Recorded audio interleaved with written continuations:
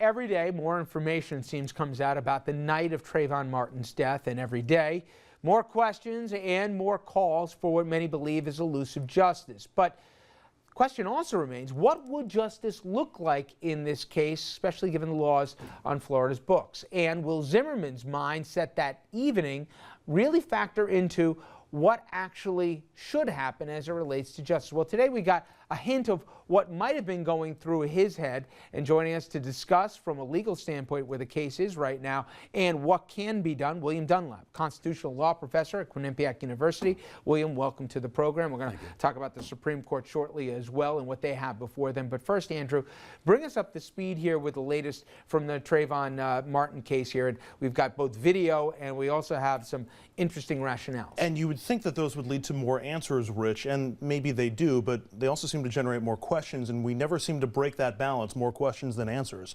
That grainy video of Zimmerman's trip to the police station thought to be a game changer in the case, but was it? ABC News assembled a team of experts who analyzed the video and the 911 tape from that fateful night in February to search for clues. Here now, their take on what happened that night. Here's what we now see after we sent our exclusively obtained video to be digitally enhanced by an expert forensic team. The image went from this to this. And look at the back of George Zimmerman's head. Zoom in on it, and there appear to be two vertical welts, here and here.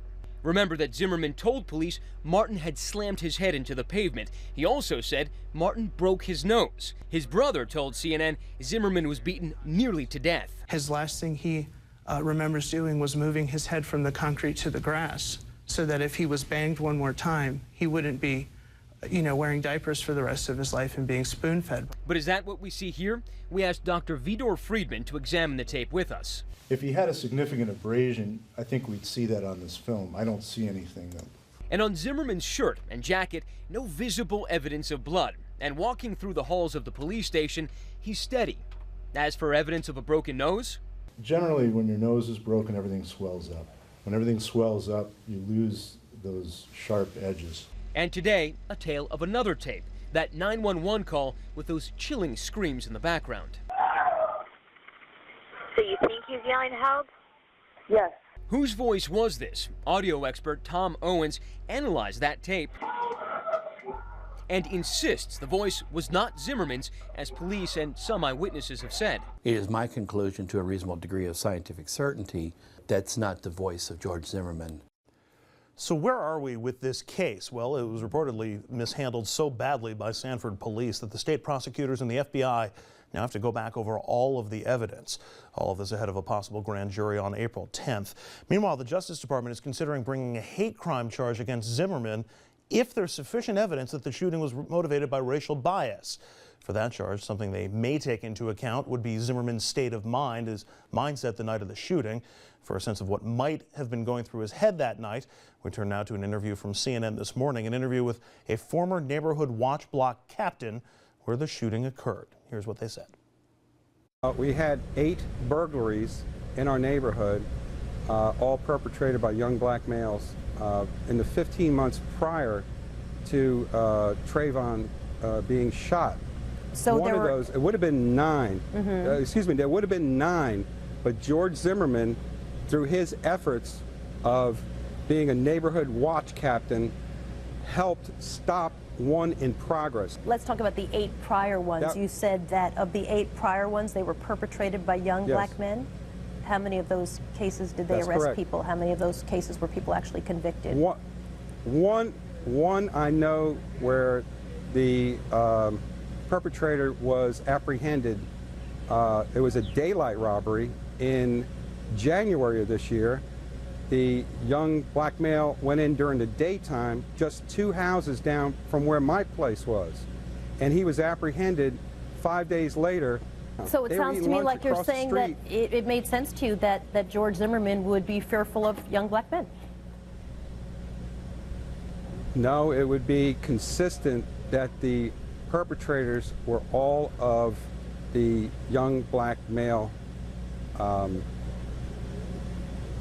ID. Say that one more time. That's a fact. What do you mean? It would be consistent? I don't understand what you're saying. All of the perpetrators of the burglaries the prior burglaries were young black males. And so when he saw Trayvon Martin, in your mind, it would make perfect sense to say he's a young black male. He probably is Robert. Is that what you're saying? Well, you know, there's an old saying that if you plant corn, you get corn. I don't know that saying, so I'm going to have to ask you to tell me what that means. If you plant corn, you get corn. What does that mean in this case? It is what it is. It is what it is. I would go on record by stating that of the 8 prior burglaries in the 15 months prior to the Trayvon Martin shooting, all of the perpetrators were young black males. Dominic, I never heard the corn analogy here, but you already know I'm on fire. You already know, Richard, before you say a single word, that I'm on fire, having watched that interview. One, Zimmerman needs to get some new friends, because if that's the guy that's supposed to be doing your PR, doing interviews, you're going to jail. That's a former neighborhood watch commander, Dominic. Right. 2, it's scary that he was a neighborhood watch commander. 3, if you say all the crimes were committed by black males, that means that you witnessed every one. How else would you know that they were committed by black males? I will admit that there's a large problem, and I talk about it all the time, a large problem in our country with African Americans committing crime, with African American, particularly black men, killing each other at alarming rates. But you can't pin every unsolved crime on a black male just because it's convenient to get your buddy off. Well, that interview was ridiculous. I think the scary part for me was he believed it, and the kid he died 100 yards from the front door of his apartment. So to me, when I hear that, it's not just, you know, a guy who belonged maybe in a different age, but this was the mindset, and this, when you couple it with stand your ground, I hate to try and, you know, superimpose myself into what the guy's head is or that night or whatever else, but it's starting to take shape here a little bit, Professor, that you basically say, you know, we're going to create an environment here where we're going to police ourselves. And then you're going to furthermore put in a law in the books with stand your ground, which is interpreted, at least by these folks, that I'll carry where I'm going to go, and whatever I got to do, I'm going to do, even if the police tell me to cease and desist. And he walks out of that prison that day or that jail that day without ever being charged for anything. You can kind of see a confluence of events here when you hear these kind of rationales. We may not know the exact answers, but we kind of know that an environment was set up that wasn't healthy for anybody. Yeah, I think that's exactly right. The stand your ground law has absolutely nothing to do with what happened that night. Thank you. But the whole atmosphere that law created, and the atmosphere that police departments have created by refusing to investigate shootings where the suspect said, well, I was in fear of my life or somebody attacked me. When they don't even investigate, we don't have any way of knowing what actually happened. It's a real problem, I think, for the criminal justice system when the investigation is carried on by the press and by citizens, the sort of interview that we just saw. And it now begs my next question, which is, I happened to be watching this interview as it was happening this morning, and I had the closed captioning when I was running. I was reading, and I said, what did he say? You put that on top of a boiling discontent in this country about not just a perception, maybe a reality that depending on the color of your skin, you're going to get unequal justice. Who's in charge of this investigation? I'm asking that. I'm not being rhetorical. Are the feds completely in charge? Is the state in charge? I know Sanford's thrown up their hands, but is there clarity to who actually is running this show? Because in the vacuum, we're going to start to see, I think, maybe some unfortunate developments. So who is in charge? Well, in the first instance, it would be the police and the local prosecutors. And I think they made a big mistake in not doing enough of an investigation to determine whether or not there was a murder. And they've already divested themselves now. Right, and now it's moved up a step, but it's still in the hands of the Florida criminal justice system. Do you think it would be healthier if the feds and the AG, I mean, politically the optics wouldn't be right if Mr. Holder comes down with the black president and the black AG comes down to Florida for Trayvon? I get that, Dominic.